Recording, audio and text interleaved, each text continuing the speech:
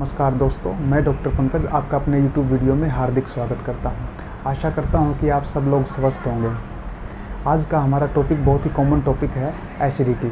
Acidity क्या है, इसके क्या क्या लक्षण होते हैं और एसिडिटी के क्या क्या कारण होते हैं। इन सब के बारे में चर्चा करने के बाद हम कुछ ऐसी होम्योपैथिक दवाओं के बारे में डिस्कस करेंगे जिनको अगर हम कुछ दिन यूज़ करते हैं तो हम पूरी तरह से एसिडिटी से ठीक हो सकते हैं। पहले बात करते हैं हम एसिडिटी की। आमतौर पर देखा गया है कि बहुत से लोग इस समस्या से परेशान हैं।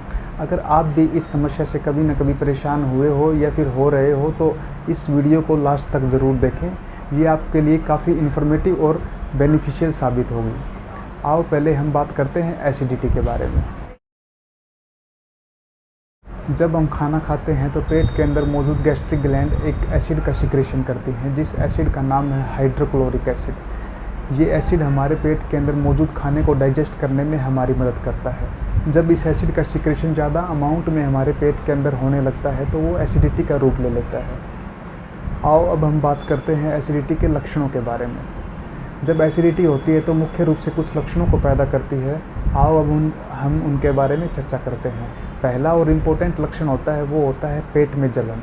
काफ़ी लोगों को ऐसा महसूस होता है जैसे ही खाना खाते हैं, खाना खाने के बाद उनको पेट में जलन जैसी सेंसेशन महसूस होने लग जाती है। दूसरा लक्षण जो होता है हार्ट बर्न, ये भी बहुत इंपॉर्टेंट लक्षण है जो कि एसिडिटी में देखने को मिलता है। सीने के पीछे ऐसा महसूस होता है जैसे कुछ जल रहा हो, ऐसी फीलिंग होती है जैसे कि सीने के पीछे किसी ने आग लगा दी हो। ये लक्षण भी बहुत आम लक्षण है जो कि एसिडिटी में देखने को मिलता है। तीसरा लक्षण जो होता है वो होता है मुँह में खट्टापन। काफ़ी लोगों को खट्टी डकारें महसूस होने लग जाती हैं। काफ़ी लोगों को ऐसा महसूस होता है जैसे जो खाना उन्होंने खाया है वो वापस खाने की नली के द्वारा मुंह की साइड हमारे वापस बाहर आ रहा है। ये एसिड रिफ्लक्स के नाम से भी जाना जाता है। अगला लक्षण जो होता है वो होता है सीने में दर्द। काफ़ी लोगों को एसिडिटी के कारण सीने में दर्द महसूस होता है। अगला लक्षण जो होता है वो होता है पेट में फुलावट। काफ़ी लोग ऐसा बताते हैं जैसे ही उनको एसिडिटी महसूस होती है पेट में फुलावट सी महसूस होने लग जाती है, जैसे पेट के अंदर किसी ने हवा भर दी हो। ये मुख्य लक्षण हमें एसिडिटी में देखने को मिलते हैं।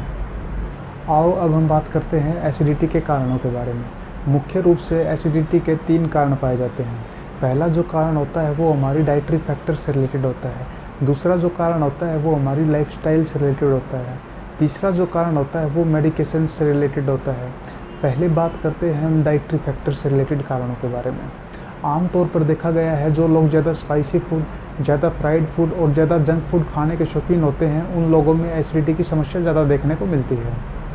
जो लोग ज़्यादा चाय और कॉफ़ी का सेवन करते हैं उन लोगों में भी एसिडिटी की समस्या ज़्यादा देखने को मिलती है। तीसरा, जो अल्कोहल एडिक्टेड लोग होते हैं उन लोगों में भी एसिडिटी की समस्याएँ देखने को मिलती हैं।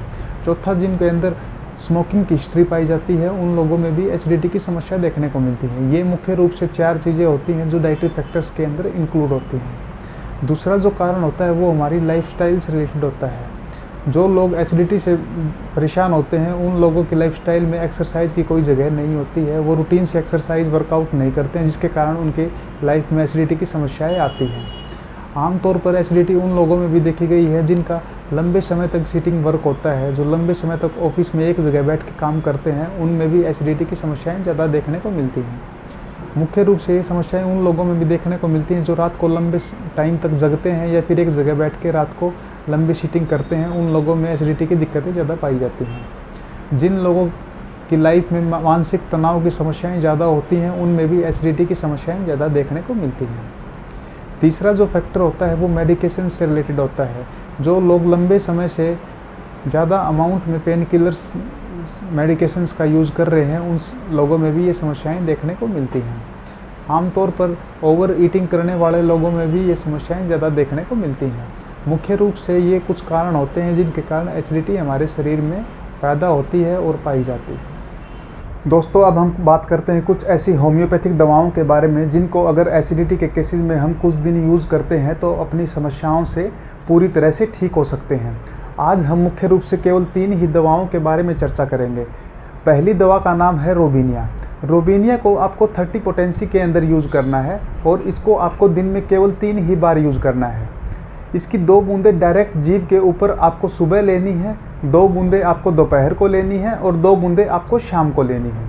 रोबिनिया का जो पेशेंट होता है उसको कंटिन्यूअस खट्टी डकारें आती हैं, कंटिन्यूअस वोमिटिंग की कंडीशन बनी रहती है, और जो वोमिटिंग होती है वो काफ़ी ज़्यादा अमाउंट में आती है, और उसका जो डिस्चार्ज होता है वो बिल्कुल खट्टा होता है। रोबिनिया के पेशेंट को एसिडिटी के कारण चेस्ट के अंदर पेन होता है, गले के अंदर हल्का हल्का दर्द महसूस होता है, और ये बच्चों के केसेस में होने वाली हाइपर एसिडिटी के केसेस में यूज़ की जाने वाली सबसे इम्पोर्टेंट दवाओं में से एक है।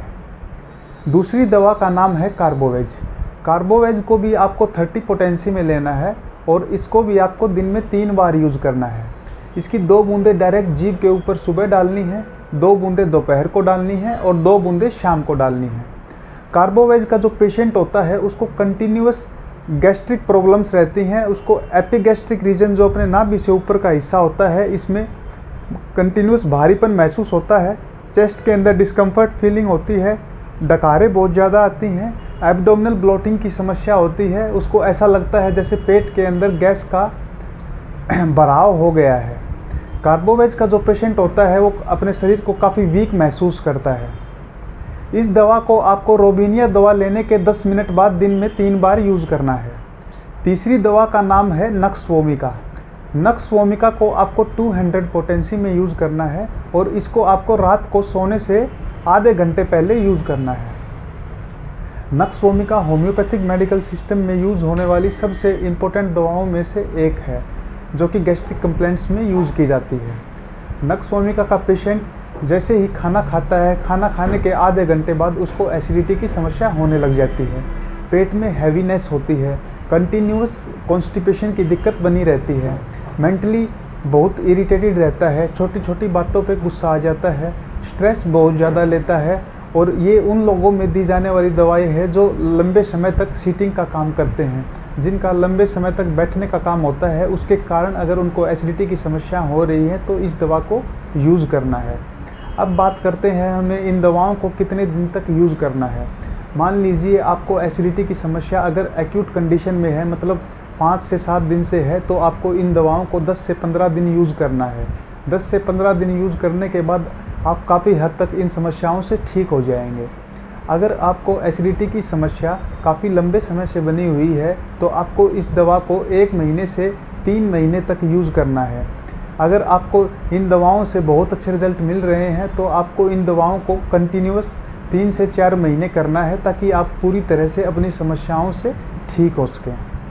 अगर आपको मेरी वीडियो अच्छी लगी हो तो वीडियो को लाइक करना ना भूलें, और अगर आप मेरे चैनल पर नए हैं तो बेल आइकन को दबा के मेरे चैनल को सब्सक्राइब करें, ताकि आने वाली और इन्फॉर्मेटिव वीडियोज़ आपको मिल सकें।